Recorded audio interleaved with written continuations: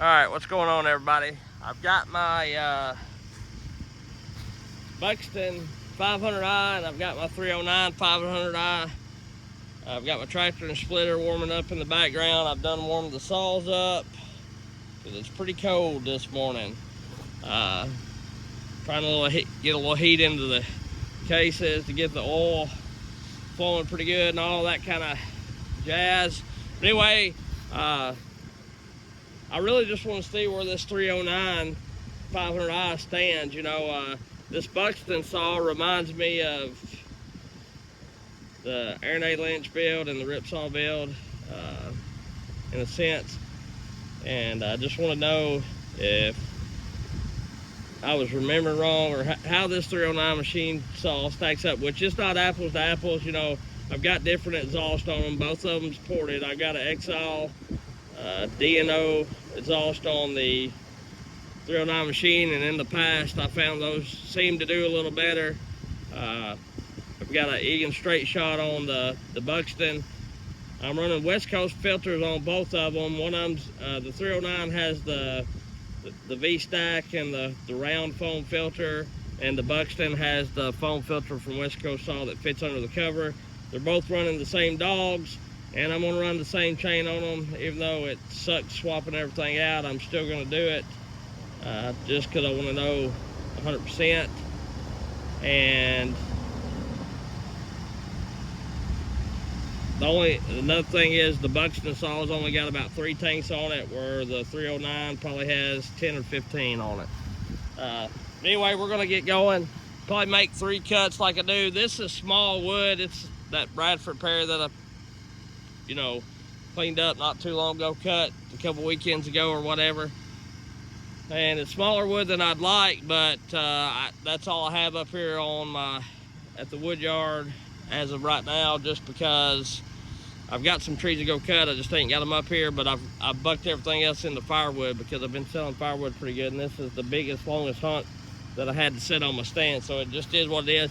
But it'll give us a pretty good idea. I'll be able to tell the torquiness of it. That's what I'm wanting to know. I know they're both pretty fast, but to me, with me, I like a saw that's got more grunt than they do from the factory, just because I don't care what you say or who whatever says. Sometimes when you're doing face cuts and you're cutting with a stock factory chain, the drags are set kind of low, and if you're cutting in really hard wood, now softwood it doesn't matter, poplar and that stuff out west that they cut, but I'm talking about hickory, beech, white oak, red oak, that's real twisty. You get the low raker blues, they call it, you know, and even with them set from the factory, and even sometimes if you're using the hardwood setting on the Husqvarna raker gauge, it's still a little hungry. I think that's why, you know, Buckin runs his on the hardwood setting even though he's cutting softwood, because, you know, that setting I think is for bucking wood or bucking firewood, but for felling they need to be a little higher, in my opinion. At least the way I grind a chain anyway. So anyhow, we're gonna get it going. Let's cut here.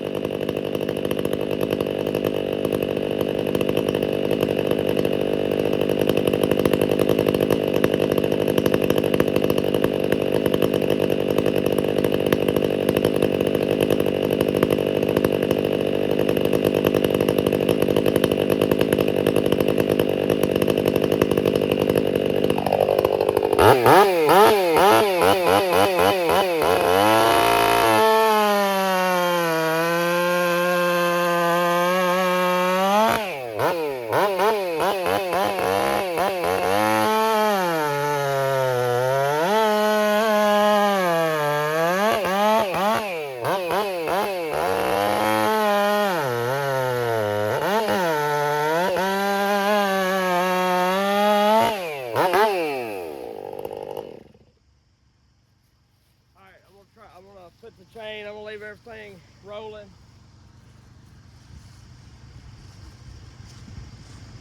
Should have done had some of this ready, I guess, but.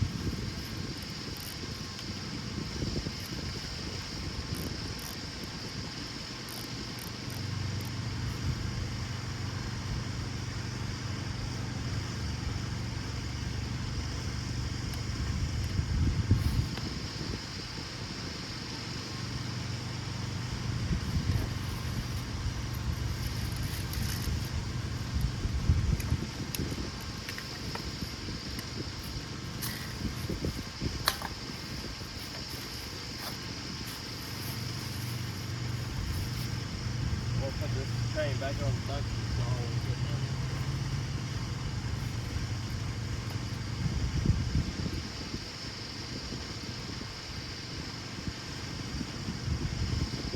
This is what I like about the steel out in the field.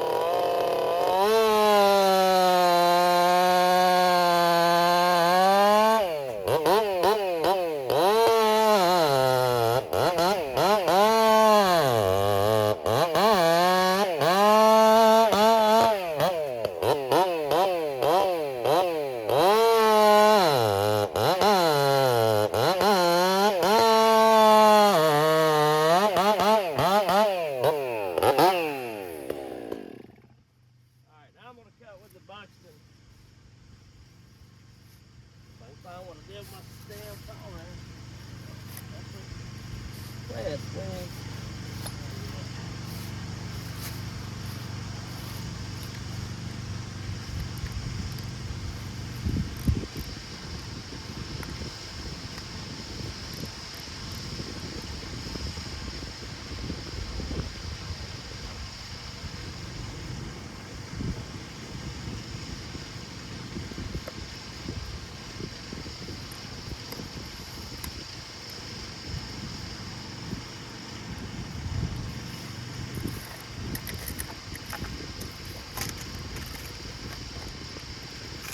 Big crew of paint and shines, baby.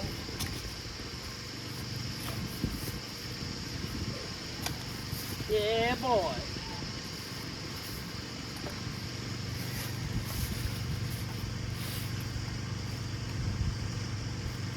Yeah, boy.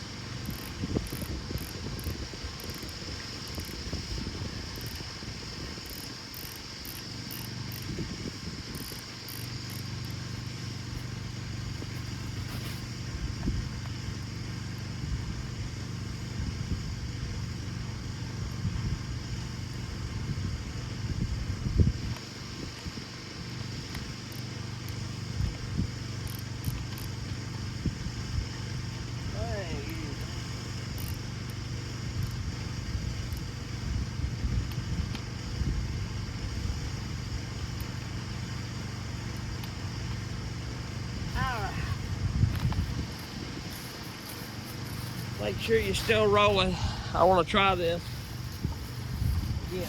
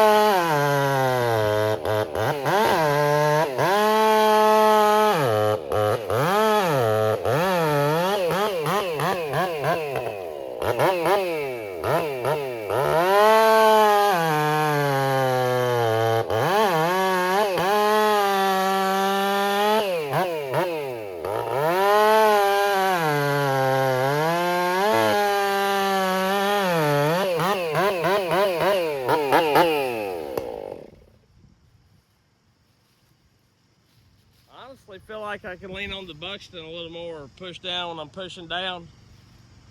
I looked on this other chain back on this 309 and we're just gonna try it.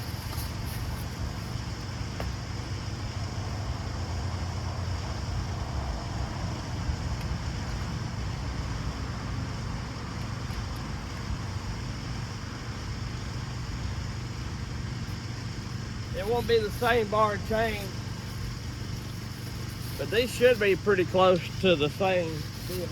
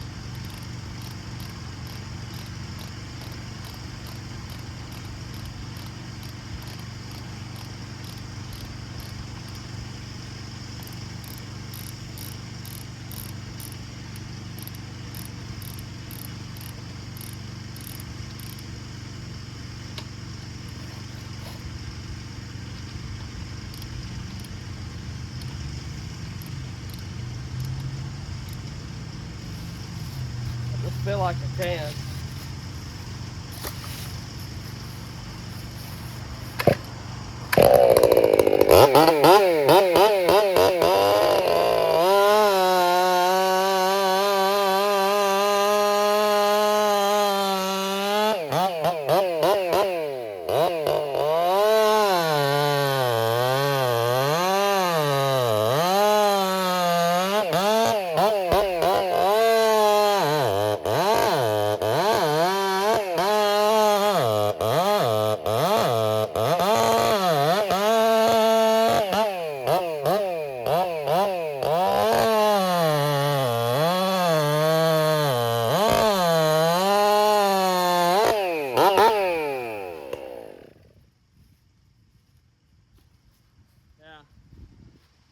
I can most definitely, that chain there,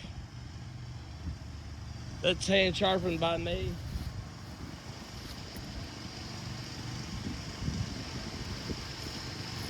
And it's halfway down, the rakers have never been touched. And I took 2 swipes off the steel chain and that EXL chain, the tooth length is about the same. And I took some off the steel raker and none off the one on the 309. I can still pull up on that Buxton saw a little more.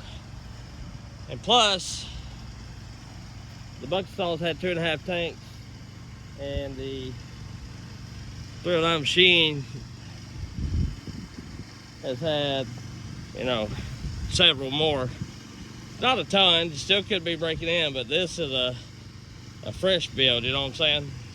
And that was my original suspicion.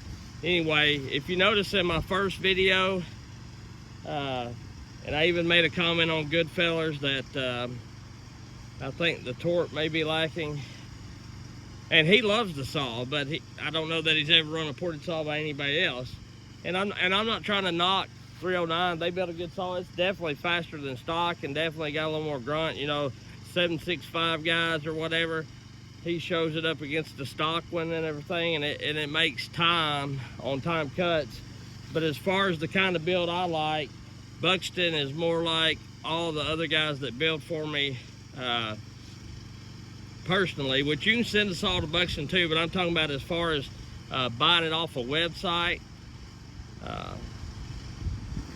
Buxton, you know, as far as going on there, picking the saw out, hitting a button, importing it and mailing it to you, you don't have to go to the store or nothing. To me, Buxton builds the cheapest and the best saw, because his price includes a straight shot, which they're about 80 bucks or whatever. So you figure that in, and when I look at it, and there's nothing wrong with the other guys that ported for me, but when I look at it, I can sit in my chair, not even have to get out of my recliner, order a saw, it shows up if I don't care to wait a little bit. You know, Buxton used to be 6 to 8 weeks out, now he's like 7 to 9 or something like that. But what I'm getting at is, I don't care to wait a bit,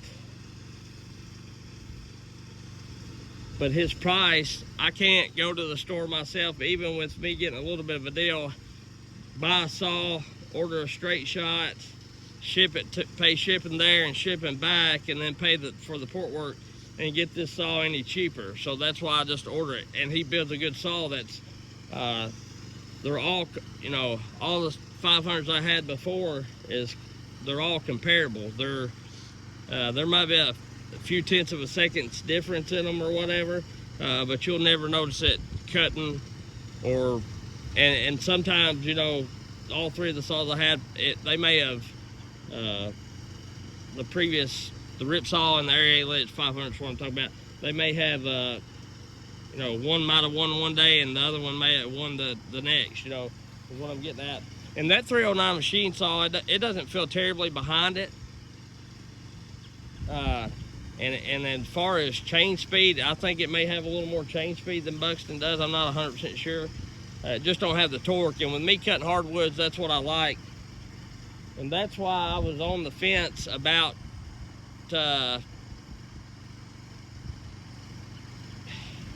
really saying that I was in love with the saw, or really raving about the saw. You know, it's a good saw, don't get me wrong.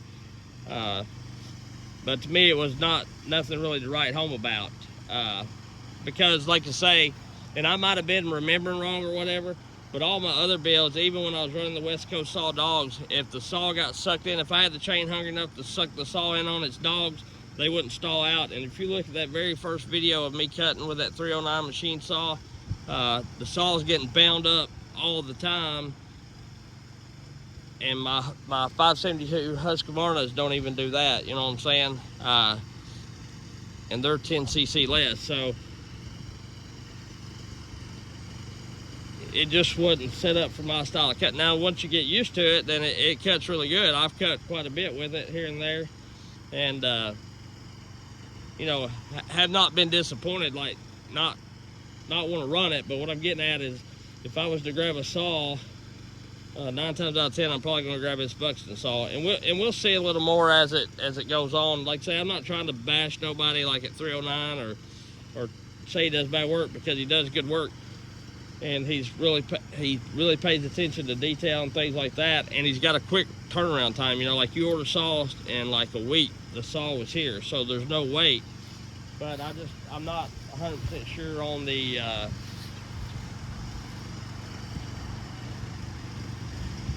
and they're set up different. You know, if I was to put the V-stack on this and change the muffler, would it change? I have no idea. But I'm just going to tell you, it runs really good. The Buxton saw does. And like I say, the Buxton saw has 2.5 tanks. And you may be able to see on the video, maybe I'm just biased, I don't know. Yeah. But I felt like that. The rip saw was a close second to Aaron's build as far as the torque goes. Seemed like they had maybe a little more rev to it, but they had, which it was a newer saw going against a saw that had been run quite a bit, you know, so the torque was coming around. And I'll run these some more, and we may revisit this, but I just want to be honest. I don't want to bash nobody, but I want to be honest. You know, to me, if I had to order another, if I was going to order another 500i from a online store, as far as from somebody like 309 Machine, Ripsaw, or Buxton, I would order from Buxton. Because, like I say, his price includes a straight shot, and his saw is, to me, built more for hardwoods. And Ripsaw is probably going to be right here with them. I don't know, since they're doing the CNC porting or whatever. But their price is a little higher, and they've got a little bit of a longer wait time. Which last time I talked to those guys, they were trying to get that down, due to, you know, because they were CNC porting or whatever. So, you know, I don't know. This saw runs good though.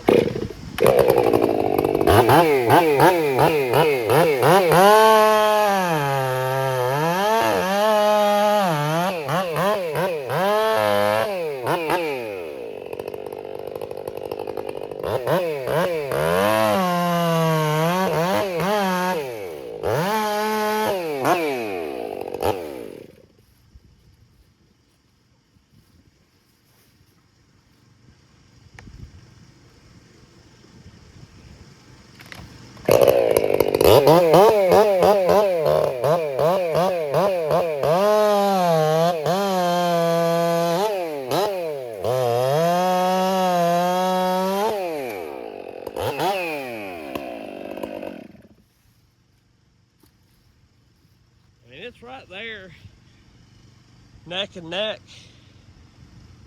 you know, really, probably really pretty close.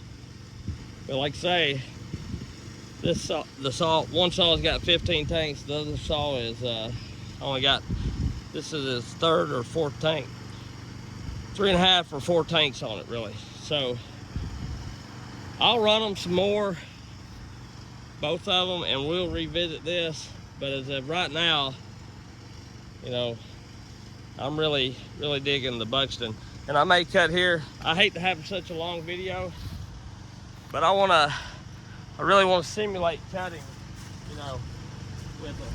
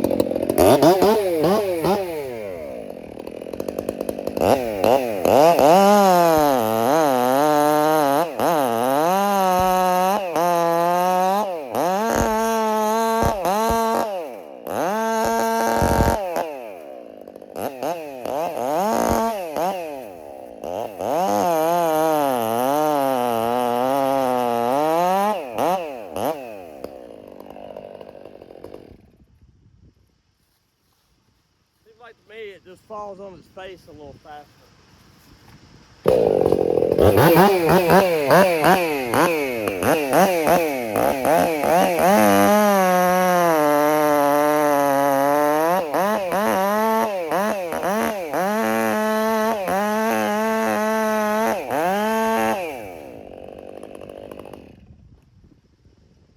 Buxton saw will come down, but it's like it kicks it down in low gear and keeps on. It's like if you had 2 trucks climbing a hill, a gas truck and a diesel, you know, the gas truck would be losing momentum and it'd be hard for it to kick up, and like the diesel, the turbo spools in and it just sits down and goes, you know. Kind of difference. Like, say, I ain't knocking anybody, they're both good saws. It's all in what you need, all in what you want, as far as time, money, and the type of build you want. You know, 309, he may be more trying to build for those guys out west. And if I was cutting softwood all the time, I wouldn't want a real torquey saw. I'd want one that was pretty fast. You know, I'd want it to have the torque, but I'd rather have it be fast, because, you know, you're cutting 2 foot, 3 foot pine, cedar, and fir and all that. You know, you don't need the grunt you just need something to get through it, you know. So anyway, I don't know. That's just my 2 cents. Take it for what it's worth. I'm not trying to bash anybody. I'm just trying to be honest. I have no affiliate with neither one of these guys. I pay for the saws just like anybody else would. They don't cut me no discounts or anything like that.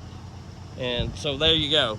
And Ripsaw builds a decent saw to me. I've not run one of the new, well, yeah, I have that 572 I had was, and it run pretty good. But anyway, like I say, it's all in what you want. There's a lot of good companies out there, but the main thing is watch out for the people trying to take you. You know, there's a lot of guys out there that claim they port, and they may fiddle-faddle with this or that, but that doesn't mean it's going to make the saw better. So anyway, be careful where you spend your money so you don't get took. I've heard a lot of stories about that. Luckily, I've always had good people to build for me. If I show them on the channel and say they're good, if they're no good, I either don't show the saw that much, or I'll come right out and tell you that they're absolutely no good. I've never had anyone build for me like that, but I try to make sure I know the people pretty well. So anyway, we'll catch y'all later. I believe my splitter's warmed up now. It's been running for about an hour, so I'll catch y'all later. I appreciate you. If you haven't done so, like, subscribe, hit the bell and all that kind of stuff, you know, if you're stuck it out this far. We'll catch y'all later. See ya.